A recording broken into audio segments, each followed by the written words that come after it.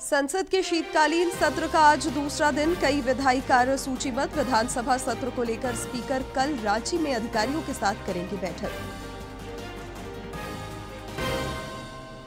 कल्याण मंत्री ने बोकारो, चतरा और गिरिडीह में छात्रवृत्ति वितरण की धीमी प्रगति पर कल्याण पदाधिकारियों से किया जवाब तलब। स्वास्थ्य मंत्री का तंबाकू माफियाओं पर सख्ती। प्रदेश भाजपा के कार्यकारी अध्यक्ष ने केंद्रीय गृह मंत्री से की मुलाकात। समसामयिक विषयों पर विमर्श। महिला कांग्रेस की राष्ट्रीय अध्यक्ष का विधायिका में महिला आरक्षण पर जोर। और रांची में ईडी की दबिश, एक सीए के ठिकानों पर रांची में पहली बार फेमा के तहत छापेमारी। विदेश में धन खपाने की हो रही पड़ताल। देश भर में 15 स्थानों पर छापा।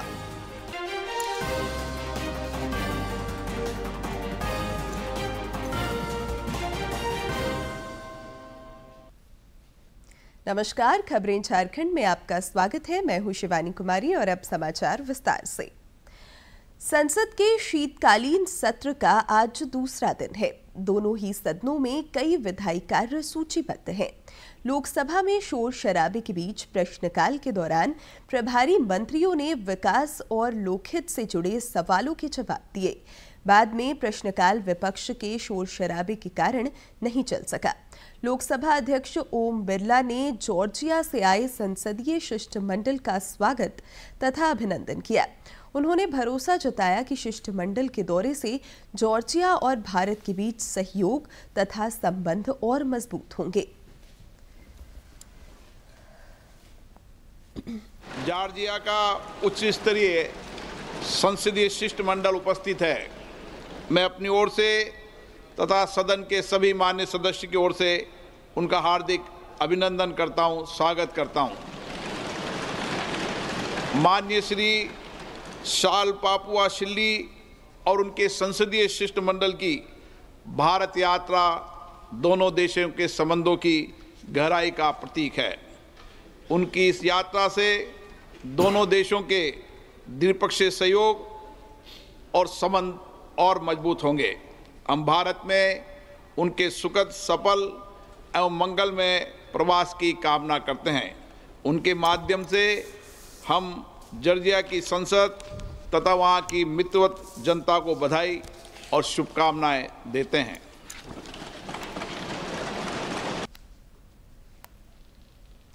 झारखंड विधानसभा का शीतकालीन सत्र 5 दिसंबर से शुरू हो रहा है, जो 11 दिसंबर तक चलेगा। इस दौरान 5 कार्य दिवस होंगे। विधानसभा अध्यक्ष रविंद्रनाथ महतो का सदन के सुचारू संचालन पर फोकस है। उन्होंने कल इस सिलसिले में अधिकारियों की बैठक बुलाई है। 4 दिसंबर को विधायक दल के नेताओं और राजनीतिक दलों के प्रतिनिधियों के साथ भी वे बैठक करेंगे। सभी पार्टियां भी बेहतर रणनीति के साथ विधानसभा सत्र में शामिल होने के लिए तैयार है। इस सिलसिले में 4 दिसंबर को सत्ता पक्ष की बैठक होनी है। वहीं भाजपा विधायकों की बैठक 7 दिसंबर को होगी। झारखंड विधानसभा के संयुक्त सचिव रंजीत कुमार को प्रभारी सचिव बनाया गया है। प्रभारी सचिव माणिक लाल हेम्ब्रम सेवानिवृत्त हुए और उन्हें विधानसभा अध्यक्ष रविंद्रनाथ महतो ने विदाई दी। विदाई समारोह में विधानसभा अध्यक्ष के साथ विधानसभा के तमाम अधिकारी और कर्मचारी मौजूद थे।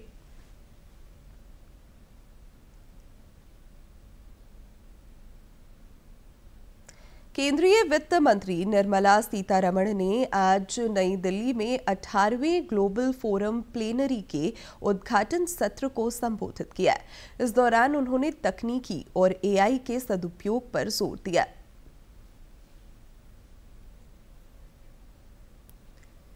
Capacity building, exchange of experiences, and training of the manpower have proved essential. India has been pleased to contribute through dialogue and technical collaboration to efforts that help jurisdictions deepen their implementation and make effective use of exchanged information. The goal must be that all jurisdictions are able to participate fully and comfortably within this international framework.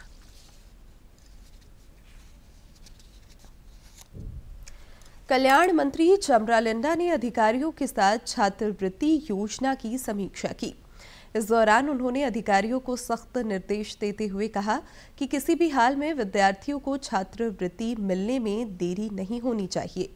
उन्होंने बोकारो, चतरा और गिरिडीह में pre matric छात्रवृत्ति और post matric छात्रवृत्ति वितरण की धीमी गति पर चिंता जताई तथा जिला कल्याण पदाधिकारियों से कारण पूछने का निर्देश दिया।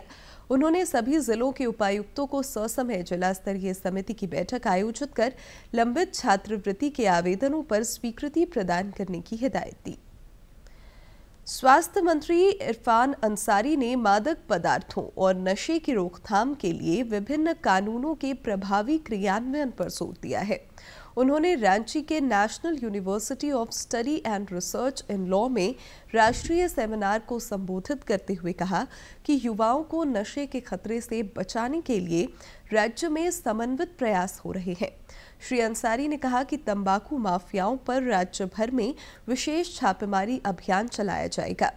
उन्होंने कहा कि पान मसाला और गुटखा की बढ़ती कैंसर मौतों पर जल्द कड़ा एक्शन होगा।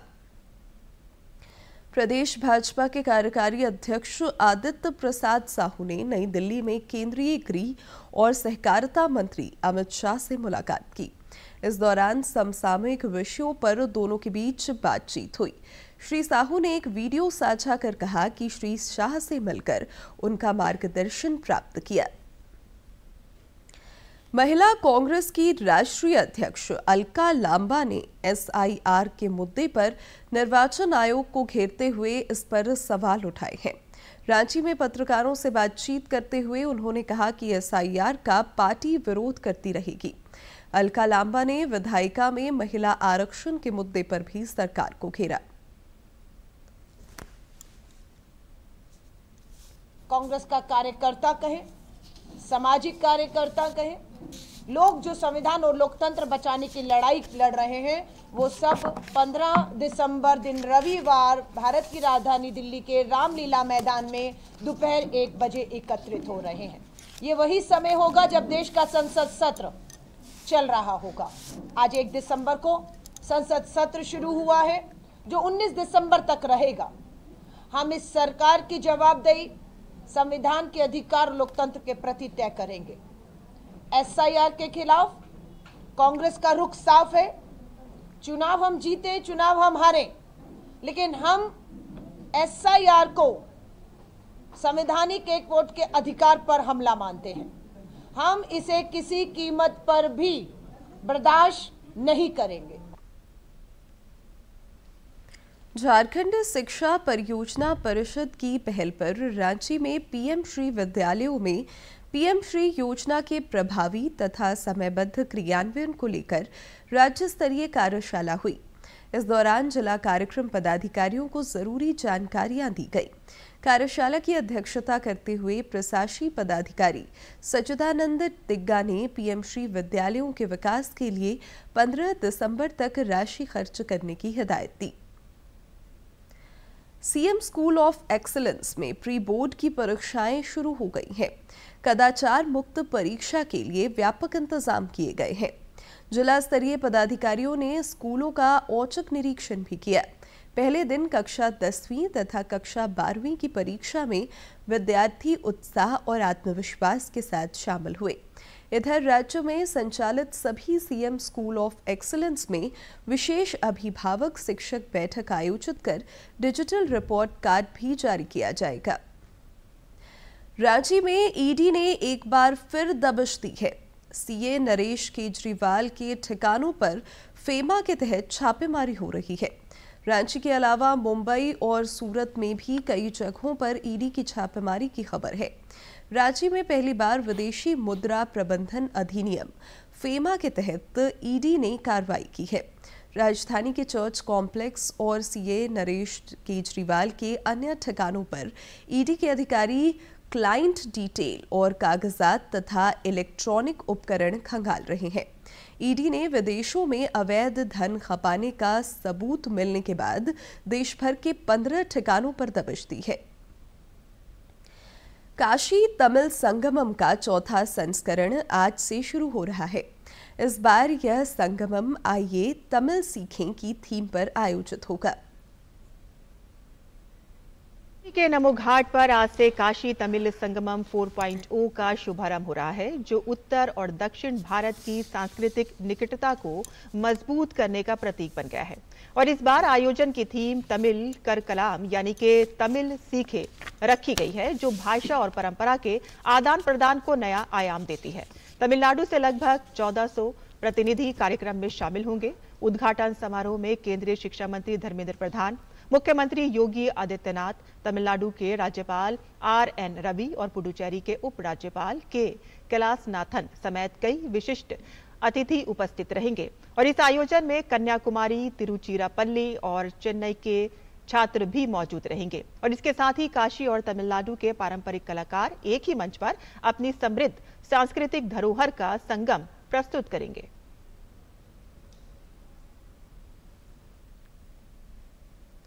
भगवान बिरसा मुंडा की 150वीं जयंती और जनजातीय गौरव वर्ष के उपलक्ष्य में देश भर में विभिन्न कार्यक्रमों का आयोजन किया जा रहा है।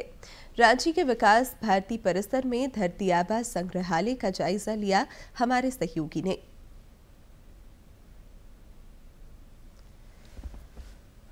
भगवान बिरसा मुंडा की 150वीं जयंती वर्ष के साथ साथ हम जनजातीय गौरव वर्ष भी मना रहे हैं। और इस जनजातीय गौरव वर्ष के तहत झारखंड की राजधानी रांची के विकास भारती के क्षेत्रीय कार्यालय में धरती आबा संग्रहालय का उद्घाटन केंद्रीय मंत्री जुएल उरांव ने किया है। और खास करके इस संग्रहालय की बात करें तो इस संग्रहालय में मुख्य रूप से भगवान बिरसा मुंडा की प्रतिमा आपको नजर आएगी। इसके अलावे जो जनजातीय क्षेत्र में रहने वाले लोग हैं, उनकी कला, संस्कृति, वाद्य यंत्र, रहन सहन, खान पान, इसके अलावे जो विविधता है उसको प्रस्तुत करने का प्रयास किया गया है। साथ ही अगर कला की बात करें तो आदिवासी कला के रूप में हम सोहराय कला को जानते हैं और सोहराय कला से पूरे कक्ष को सजाया गया है। इसके अलावे यहाँ पे आप वाद्य यंत्रों की बात करेंगे, पारंपरिक वाद्य यंत्रों की, तो यहाँ पे आपको तुरई दिखेगी, इसके अलावे नगाड़े दिखेंगे, ढोल दिखेंगे। और जो पारंपरिक वाद्य यंत्र इस तरह के हैं,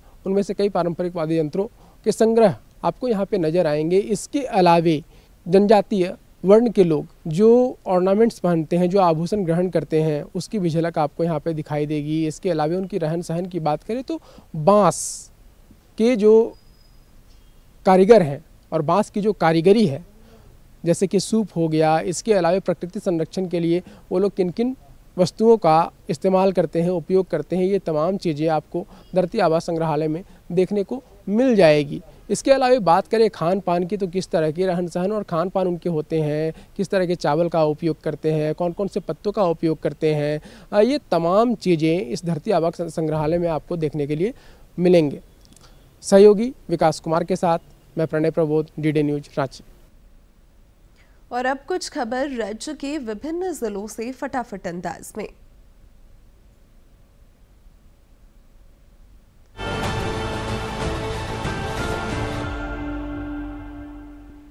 मुसाबनी प्रखंड के घीभांगा सबरटोला का निरीक्षण कर अधिकारियों ने ग्रामीणों की समस्याएं सुनी और संबंधित विभागों को त्वरित कार्रवाई के निर्देश दिए। जिला प्रशासन ने कहा कि राज्य सरकार के निर्देशानुसार वंचित वर्ग तक सभी सरकारी योजनाओं की पहुंच सुनिश्चित की जा रही है। भारतीय डाक विभाग झारखंड डाक परिमंडल द्वारा आयोजित 2.5 आखर पत्र लेखन प्रतियोगिता हजारीबाग प्रमंडल के तहत army public school Ramgarh cantt में आयोजित हुई। प्रतियोगिता में स्कूली बच्चों ने उत्साहपूर्वक हिस्सा लिया और बड़ी संख्या में भागीदारी दर्ज की। दुमका में नीति आयोग की समीक्षा बैठक में स्वास्थ्य, शिक्षा, कृषि और आकांक्षी जिला कार्यक्रम की प्रगति का आकलन किया गया। योजनाओं में तेजी लाने, निर्धारित समय में लक्ष्य पूरा करने और पूर्ण परियोजनाओं को शीघ्र क्रियाशील करने के लिए उपायुक्त ने संबंधित अधिकारियों को निर्देश दिए। लातेहार में PCPNDT समिति की बैठक में निर्धारित मापदंडों के आधार पर अल्ट्रासाउंड केंद्रों के पंजीकरण और नवीकरण को स्वीकृति दी गई। सभी पंजीकृत क्लिनिकों की स्थिति की समीक्षा की गई और अधिकारियों को नियमित निरीक्षण, अधिनियम के सख्त पालन और अनियमित पर कार्रवाई सुनिश्चित करने का निर्देश दिया गया। चतरा के समाहरणालय सभागार में उत्तरी छोटा नागपुर प्रमंडलीय आयुक्त पवन कुमार की अध्यक्षता में राजस्व मामलों पर एक दिवसीय कार्यशाला आयोजित हुई। अधिकारियों के साथ विभिन्न राजस्व अधिनियमों और लंबित प्रकरणों की समीक्षा की गई और उनके समयबद्ध निष्पादन के लिए आवश्यक निर्देश दिए गए। पलामू पुलिस ने ऑनलाइन गेमिंग और बेटिंग के नाम पर चल रही ठगी का बड़ा भंडाफोड़ करते हुए 7 साइबर अपराधियों को गिरफ्तार किया है। टीम ने छापेमारी के दौरान laptop, tab, 15 mobile phone, 9 ATM card और म्यूल अकाउंट से जुड़े उपकरण बरामद किए। झारखंड के सीएम स्कूल ऑफ एक्सीलेंस में प्री बोर्ड परीक्षाएं शुरू हुई। पहले दिन 13,436 छात्रों ने हिस्सा लिया। कदाचार रोकने के लिए अधिकारियों ने औचक निरीक्षण किया। कक्षा 10 और 12वीं की परीक्षाएं सफलतापूर्वक हुई। राज्य में पहली बार सरकारी स्कूलों का डिजिटल रिपोर्ट कार्ड भी जारी किया गया।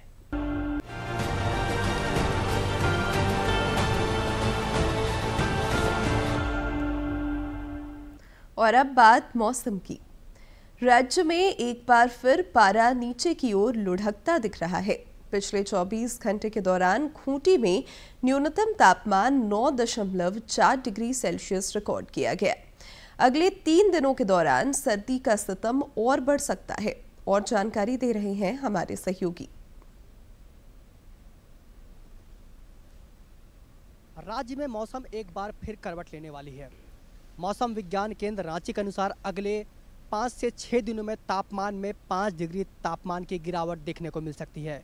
वहीं 1 दिसंबर की शुरुआत घने बादलों से हुई और आज 2 दिसंबर को मौसम साफ हो गया है।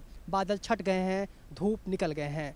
इसके बाद से अगले कुछ दिनों बाद न्यूनतम तापमान में और गिरावट देखने को मिल सकता है और पारा 8 डिग्री सेल्सियस तक पहुँच सकता है। वहीं 15 दिसंबर के बाद मौसम में आमूल-चूल परिवर्तन देखने को मिलेगा।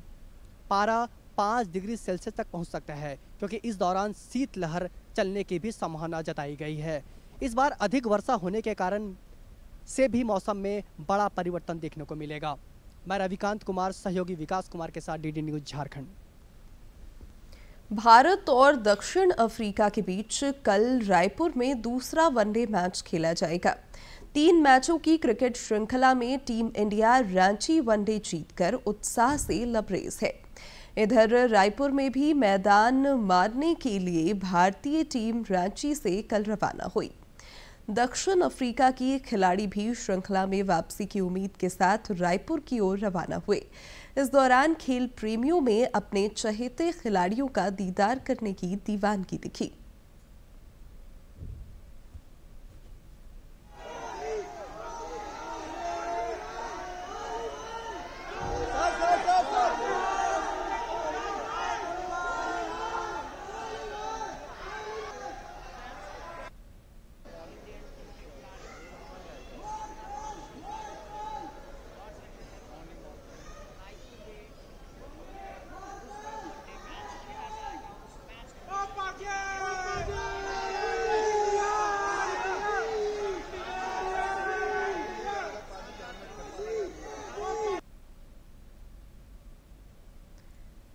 राष्ट्रीय स्कूली खेल प्रतियोगिता में सविता मुर्मू ने जैवलिन थ्रो में रजत पदक जीतकर राज्य का मान बढ़ाया है। हरियाणा के भिवानी में उन्होंने अंडर 19 बालिका वर्ग में प्रतियोगिता के आखिरी दिन शानदार जैवलिन थ्रो कर यह उपलब्धि हासिल की।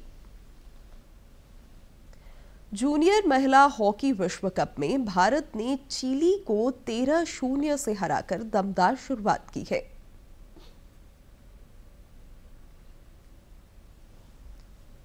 अपने अभियान का आगाज शानदार अंदाज में किया है। भारत ने अपने पहले ही मैच में नामीबिया को 13-0 के अंतर से हरा दिया। टीम की ओर से हिना बानो और कनिका सिवाच ने हैट्रिक लगाई। हिना ने 35वें, 45वें और कनिका ने 12वें, 30वें, 45वें मिनट में गोल किया और इसके अलावा साक्षी राणा ने 2, बिनीमा धन, सोनम साक्षी शुक्ला, इशिका और मनीषा ने 1-1 गोल किए और इस जीत के साथ ही भारत ने अंक तालिका में शीर्ष स्थान हासिल कर लिया। भारत का अगला मुकाबला बुधवार को जर्मनी के साथ खेला जाएगा। पंजाब नेशनल बैंक ने भारतीय महिला क्रिकेट टीम की कप्तान हरमनप्रीत को महिला ब्रांड एम्बेसडर बनाया है।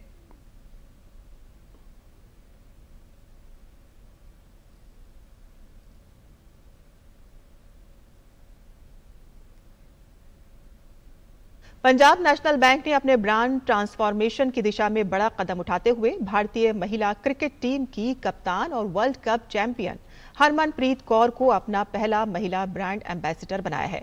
ये पहली बार है कि जब बैंक ने किसी महिला खिलाड़ी को अपने ब्रांड से जोड़ा है और इस खास मौके पर हरमनप्रीत कौर को पीएनबी की तरफ से उनके नाम और नंबर वाली एक फ्रेम की हुई पीएनबी जर्सी भी भेंट की गई।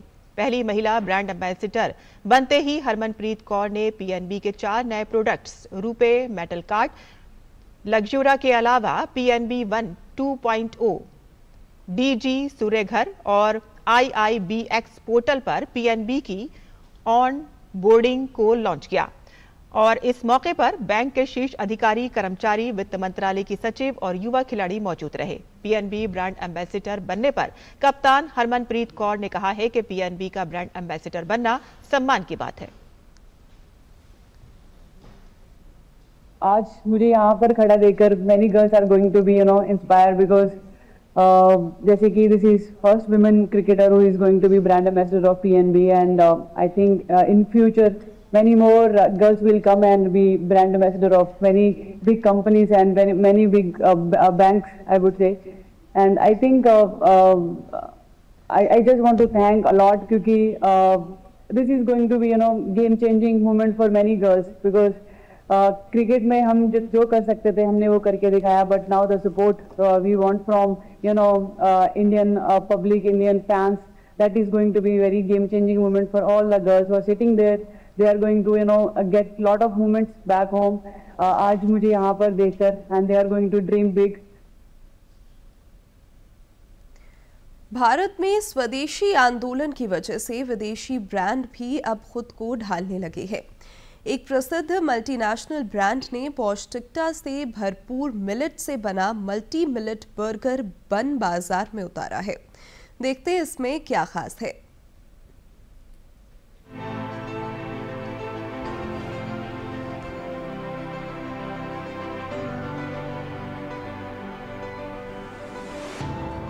एक विदेशी ब्रांड जो अपना रहा है स्वदेशी स्वाद। मैकडॉनल्ड इंडिया लेकर आया है मिलेट से बना नया मल्टी मिलेट बर्गर बन, जिसमें भारत की मिट्टी की खुशबू और पोषण दोनों समाये हैं। आइए जानते हैं इस अनोखे प्रयोग की कहानी। एक विदेशी ब्रांड में स्वदेशी स्वाद का तड़का मैकडॉनल्ड्स इंडिया लेकर आया है मल्टी मिलेट बर्गर बन, एक ऐसा नया प्रयोग जिसमें वैश्विक स्वाद मिला है भारतीय पौष्टिकता के साथ। यह खास बन मैसूर के central food technological research institute के साथ मिलकर बनाया गया है, जो council of scientific and industrial research के अंतर्गत आता है। इसमें भारतीय मोटे अनाजों बाजरा, रागी, ज्वार, प्रोसो और कोदो की ताकत समाई है। We intensively worked on various health benefits and nutritious advantages of millets. So at that time we have collaboration with the McDonald's to develop a millet based bun. Millets बन जो एक हम लोगों ने इनोवेट किया CSIR के साथ और CFTRI के साथ। ये जो हम लोगों ने शुरू किया, श्री नरेंद्र मोदी जी जो हमारे ऑनरेबल प्राइम मिनिस्टर हैं, उनका एक विजन था कि इसको हम उनके विजन से अलाइन था कि हमें अपने देश में एक इंटरनेशनल हब बनाना है मिलेट्स का। कभी पारंपरिक भोजन का हिस्सा रहे ये अनाज अब ग्लोबल फास्ट फूड कल्चर में अपनी जगह बना रहे हैं। ग्लूटेन फ्री, पोषक तत्वों से भरपूर और पर्यावरण के लिए भी बेहतर मिलेट्स को अब भविष्य का स्मार्ट अनाज कहा जा रहा है। ये सारा मिलेट जो आता है हमारे सारे सराउंडिंग स्टेट से आता है, जो कि मध्य प्रदेश है, महाराष्ट्र है, अपना आंध्र प्रदेश है, तमिलनाडु है, छत्तीसगढ़ है। तो we really feel very proud कि हम आज इसको लोकल बनाया है और ये पूरे इंटरनेशनली बहुत बड़ा स्टेप हुआ है। इस मिलेट बन में लगभग 22% हिस्सा भारतीय मिलेट्स का है। इस तरह मैकडॉनल्ड्स उन चुनिंदा अंतर्राष्ट्रीय रेस्टोरेंट चेन में से एक बन गया है। भारत के प्राचीन अनाज अब आधुनिक खान-पान की परिभाषा बदल रहे हैं। Generally, while preparing the bun, wheat flour is commonly used. So the protein content of that one is around 8 to 10%. But we have replaced the wheat flour, 22% millet flour we have used in place of wheat flour. तो अब burger में भी स्वाद है भारत का। McDonald का ये कदम न सिर्फ नवाचार की मिसाल है बल्कि मेक इन इंडिया की भावना को भी आगे बढ़ाता है, यानी मैक्स स्वदेशी जब ग्लोबल मिला लोकल से। कैमरा पर्सन राहुल चोपड़ा के साथ मैं तापस भट्टाचार्य, दूरदर्शन समाचार, दिल्ली। और अब जानते हैं किन बातों के लिए इतिहास के पन्नों में आज का दिन खास है। 2 दिसंबर साल 1984 को हुए भोपाल गैस त्रासदी की याद में प्रतिवर्ष राष्ट्रीय प्रदूषण नियंत्रण दिवस मनाया जाता है। यह दिन भोपाल गैस आपदा में अपनी जान गंवाने वाले लोगों की याद में मनाया जाता है। भोपाल गैस त्रासदी साल 1984 में 2 और 3 दिसंबर की रात शहर में स्थित यूनियन कार्बाइड के रासायनिक संयंत्र से जहरीले रसायन के साथ साथ अन्य रसायनों के रिसाव के कारण हुई थी।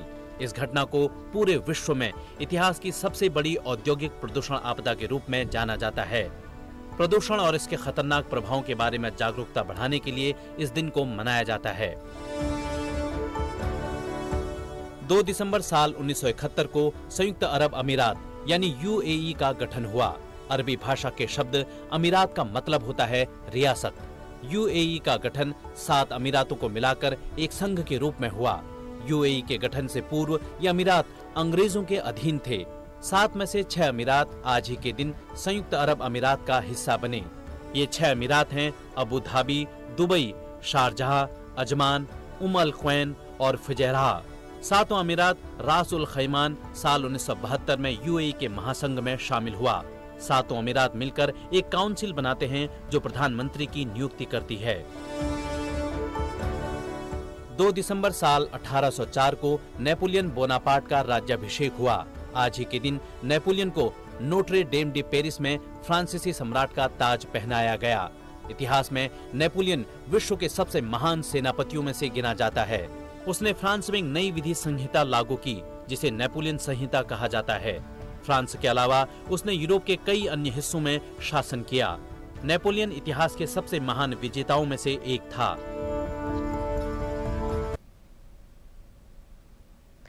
दूरदर्शन झारखंड पर पल पल की खबरों से जुड़े रहने के लिए आप हमारे social media platform x, Facebook, Instagram और यूट्यूब से जुड़ सकते हैं, क्योंकि खबरों से जितना बाखबर रहना ज़रूरी है उससे ज़्यादा ज़रूरी है सटीक, संतुलित और निष्पक्ष समाचार। हमारा एक्स हैंडल है @DD News Jharkhand, Facebook page है DD News झारखंड और इंस्टाग्राम अकाउंट है DD News झारखंड। आप हमें YouTube channel Jharkhand DD News पर भी देख और सुन सकते हैं। अब अंत में मुख्य समाचार एक बार फिर। संसद के शीतकालीन सत्र का आज दूसरा दिन, कई विधायी कार्य सूचीबद्ध। विधानसभा सत्र को लेकर स्पीकर कल रांची में अधिकारियों के साथ करेंगे बैठक। कल्याण मंत्री ने बोकारो, चतरा और गिरिडीह में छात्रवृत्ति वितरण की धीमी प्रगति पर कल्याण पदाधिकारियों से किया जवाब तलब। स्वास्थ्य मंत्री का तंबाकू माफियाओं पर सख्ती। प्रदेश भाजपा के कार्यकारी अध्यक्ष ने केंद्रीय गृह मंत्री से की मुलाकात। समसामयिक विषयों पर विमर्श। महिला कांग्रेस की राष्ट्रीय अध्यक्ष का विधायिका में महिला आरक्षण पर जोर। और रांची में ईडी की दबिश, एक सीए के ठिकानों पर रांची में पहली बार फेमा के तहत छापेमारी। विदेश में धन खपाने की हो रही पड़ताल। देश भर में 15 स्थानों पर छापा।